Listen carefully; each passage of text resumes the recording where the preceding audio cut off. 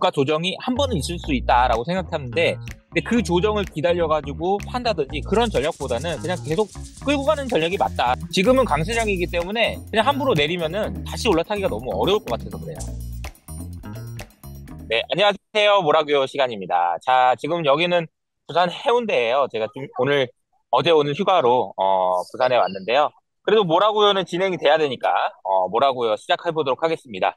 이번 주에는 진짜 그 많은 일들이 있었는데 어떤 일들이 있었죠? 일단 이번 주에 가장 큰 하이라이트는 미국의 대선, 그리고 아, 트럼프가 대통령이 됐다. 그러니까 말이야. 트럼프가 좀 대통령이 봤습니다. 돼버렸어요. 네. 그니까요. 음, 근데 트럼프가 되니까 사실 저희 시장도 엄청 흔들렸잖아요, 우리나라 시장도. 그쵸. 그리고 미국 시장도 막 혼란이 있는 모습이었는데, 음, 사실 제가 궁금했던 거는 트럼프가 왜 당선이 됐을까? 미국 어, 사람들은 왜 트럼프를 대통령으로 했을까? 아, 그러게요. 트럼프가 왜 대통령이 됐을까? 그거는 뭐 알 수 없는데 생각보다 많은 지지를 받았잖아요. 근데 이게 어제 FMC 회의에서도 그런 비슷한 얘기가 나왔거든요. 그러니까 파월이 경제가 너무 좋다고 얘기하니까 기자 중에 한 명이 그거는 CEO들이나 하는 생각이지 일반 국민들은 경제 좋다고 생각하는 사람 없다 이런 얘기를 했어요. 이게 무슨 얘기냐면은 우리가 그 미국의 경제가 좋다라고 얘기할 때 우리가 보는 경제 지표들은 상징적이 있는 지표긴 하지만 미국의 개인들, 그러니까 이제 미국 국민들 대다수를 반영하는 건 아닌 거 아닌가 그런 생각이 좀 들었어요. 그러니까 많은 사람들이 경제가 좋은 상황이면은 기존의 대통령 하던 사람들이 이어서 한다라고 이야기를 하고 있는데 생각해 보니까 더 많은 사람들이 그 경제가 좋은 것의 혜택을 못 받고 있다라는 생각도 좀 들어서 이런 부분들이 민심이 대선으로 표로 반영된 게 아닌가 그런 생각이 좀 들긴 하더라고요. 네, 근데 제가 궁금한 부분은 그거예요. 무슨 투표 같은 것도 보니까, 민주당을 지지하는 사람들은 첫 번째 이유가 음, 그 민주주의를 지키기 위해서라고 하더라고요. 네네. 또 트럼프를 뽑은 사람들의 대부분이 경제 때문에 뽑았다는 이야기들을 하더라고요. 근데 이건 대표님이 말씀해주신 거랑 괴를 같이 하는 것 같긴 한데, 사실 트럼프의 가장 주된 정책이 관세를 인상한다는 부분이잖아요. 그쵸? 그렇게 되면 물가가 상승할 거고 일반 서민들은 또 힘들어질 것 같은데 음, 약간 모순이 된다. 그런 생각이 좀 음. 들던데 이 부분은 어떻게 해석할 수 있을까요? 그러니까 트럼프가 되면 관세가 올라가고 물가가 올라가고 더 힘들어질 것 같다라는 게 아니고 그냥 인식 자체가 트럼프가 하면은 경제를 더 잘할 거고 어쨌든 우리를 외국인 투자자, 외국인 노동자로부터 우리를 지켜줄 거야. 이런 생각들이 있지 않을까요? 네, 그런 음, 부분들이 반영된 게 아닌가 싶습니다. 네, 알겠습니다. 그리고 사실 트럼프 하면 중국에 대한 견제가 앞으로 더 심해질 거다. 이 부분에 대해서도 다들 알고 계시는 것 같은데, 제가 음, 궁금한 부분이 이거예요. 사실 중국이라는 나라가 미국한테 그렇다고 해서 없어서 안 되는 나라는 아니잖아요. 그쵸. 왜냐면 많은 공산품을 저렴한 가격에 제공을 해주니까. 네. 그러면 미국이 원하는 건 중국을 어느 수준까지 눌렀을 때 이제 더 이상 압박하지 않아도 되겠다. 그렇게 생각하는 걸까요? 이게 중요한 질문인 것 같아. 어, 미국이 언제까지 중국을 괴롭힐 거냐라는 질문이잖아요. 저도 과거에는 그런 생각들을 많이 했거든요. 중국이 어느 정도 힘들어지면 이제 그만 괴롭히지 않을까라는 생각을 했는데, 근데 제 생각에는 요새 드는 생각은 안 그럴 것 같다는 생각이 좀 들어요. 무슨 얘기냐면은, 그냥 중국이 아예 그냥, 그, 예를 들자면 이제 시진핑이 트럼프한테 가가지고 무릎 꿇고 싹싹 빌 때까지 계속되지 않을까라는 생각이 듭니다. 왜냐하면 중국몽이라는 것이 그냥 단순히 경제적인 문제만 그치는 것이 아니라 조만간 이제 책이 나올 건데 이재준 박사님 우리 채널에 나왔던 그 책에 보면은 이런 표현이 써 있어요. 그러니까 중국이 미국에 대한 직접적인 위협은 군사 안보적인 측면이다. AI를 이렇게 과감하게 밀어붙이는 이유도 결국에는 군사적인 문제 때문이다 이런 얘기들이 있거든요. 그러니까 어떻게 보면은 여기서 대충 그래 이제 좀 봐줄게 반도체도 너 필요한 거 같다 써 니네 경기도 좀 살아야지 이런 식으로 나가다가는 자칫 미국의 안보나 미국의 패권이 위협을 받을 수도 있다라는 측면인 거죠.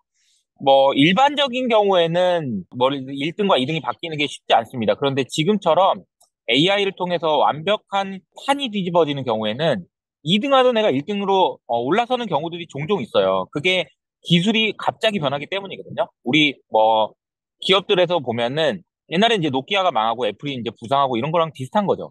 과거에 이제 애플이 그대로 뭐 피처폰을 만들어가지고 노키아를 뒤집는다? 이거는 시간이 걸려도 안 되는 일이었을 거예요. 근데 스마트폰, 모바일 혁명이 진행되면서 이게 가능해졌던 일이라고 생각해보면 중국도 어떻게 보면은 안보 측면에서, 군사 측면에서 AR 통해서 한번 뒤집어 보겠다라는 야망을 멈추지 않는 이상, 미국은 계속하지 않을까? 이런 생각이 좀 들어요. 이거는 경제의 문제가 아니다. 그렇네요. 경제의 문제가 아니라 사실 더 많은 것들이 엮여 있는 문제였군요. 네, 그러면 네, 이제 본격적으로 주식시장에 대한 이야기를 좀 해보자면, 이번 주에 대선 지나고 나서 미국 시장에서 딱 움직였던 게 빅테크, 금융, 그리고 방산, 중장비, 이런 아이들이 움직였어요. 그 네. 이유는 일단 무엇일지에 대해 정리를 좀 해주시면 좋을 것 같습니다.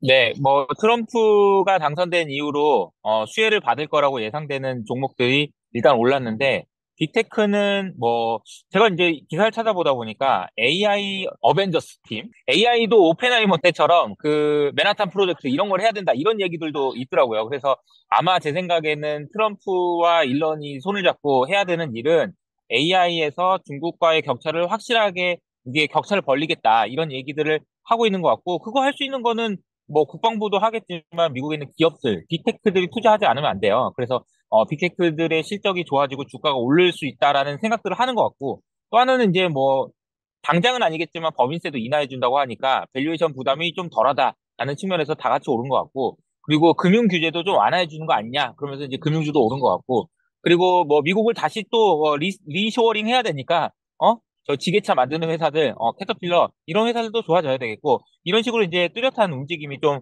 확인이 됐던 것 같습니다. 그리고 나서 또 오늘을 시장을 보면 사실 빅테크만 굉장히 올랐고 어제 음, 많이 올랐던 금융이나 방산, 중장비는 또 살짝 조정을 받는 모습을 보이더라고요. 맞아요. 그러면 이런 모습을 봤을 때 빅테크가 찐 주도주다. 이렇게 다시 한번 확인했다고 볼 수 있을까요?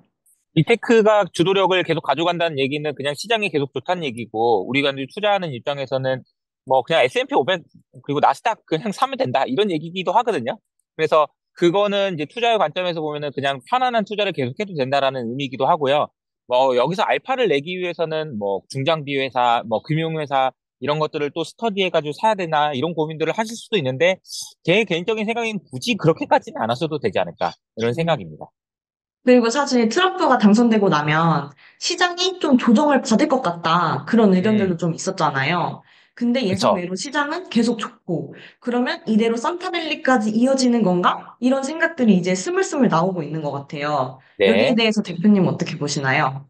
트럼프에 대해서 우리가 함부로 예단하면 안 됩니다. 이 사람은. 제가 이제 그 과거의 경험상, 이 사람은 이럴 거라고 생각하는 순간 뒤통수를 치기 때문에 절대 함부로 예단하면 안 되는데, 이제 그 모고가 얘기했던 트럼프가 되면은 주가가 크게 조정을 받을 수 있다라고 얘기하셨던 분이 일론 머스크죠. 일론 머스크가 트럼프가 되면은 아마 주가가 크게 조정받고 경제도 일시적으로 충격이 있을 거다라는 얘기를 했는데, 아마도 제 생각에는 일론 머스크가 미국의 정부에 들어가가지고 굉장히 효율성이란 면목으로 많은 사람들을 해고하고 이런 일들을 할 것 같아요. 그러면서 이제 충격을 주겠죠. 그리고 트럼프 입장에서도 제가 그냥요를 통해서도 이야기를 했지만 아마도 빅베스 같은 그동안 이거는 내 잘못 아니다.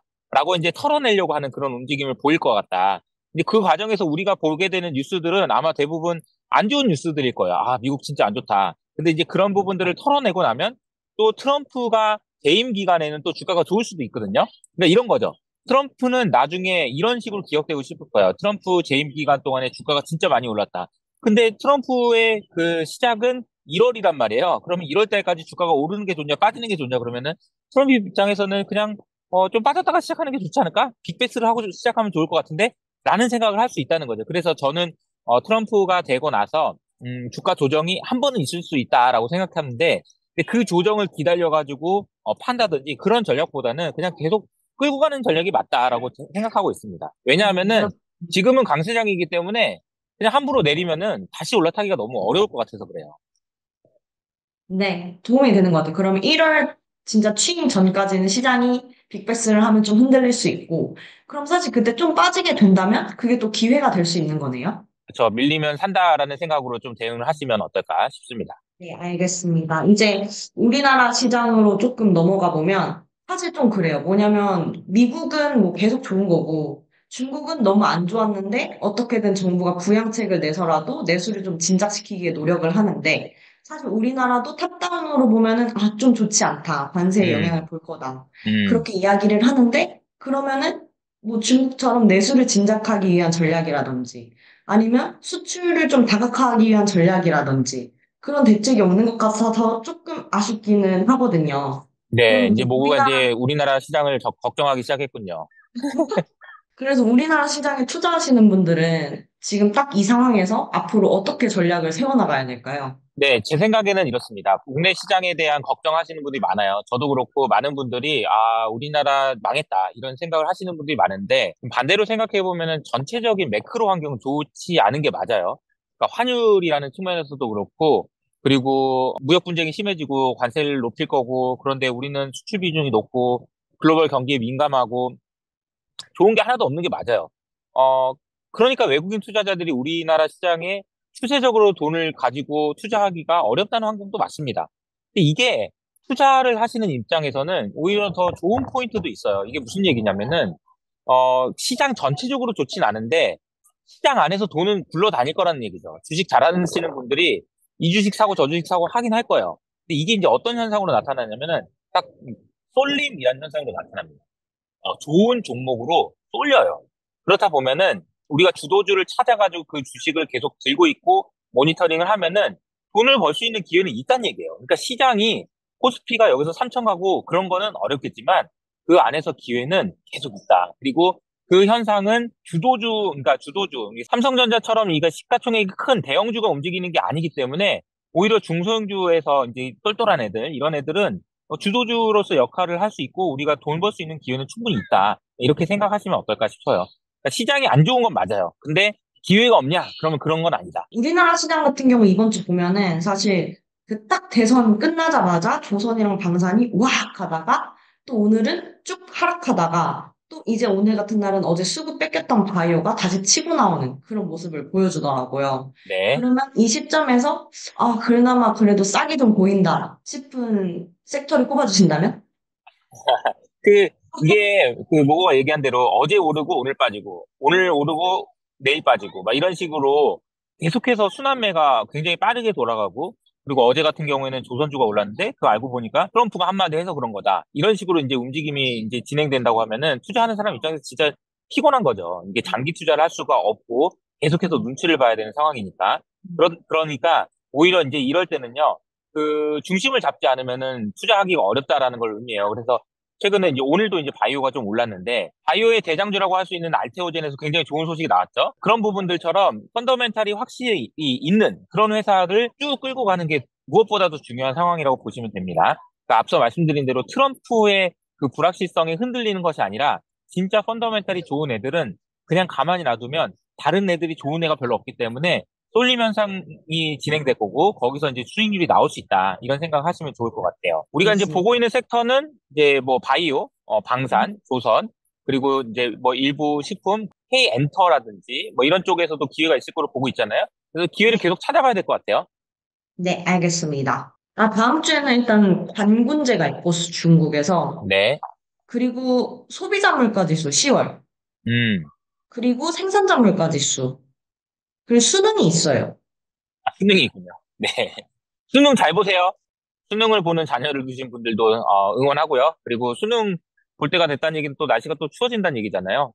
건강 유의하시고 저희는 그러면 다음 주에 또 찾아뵙도록 하겠습니다. 감사합니다. 감사합니다.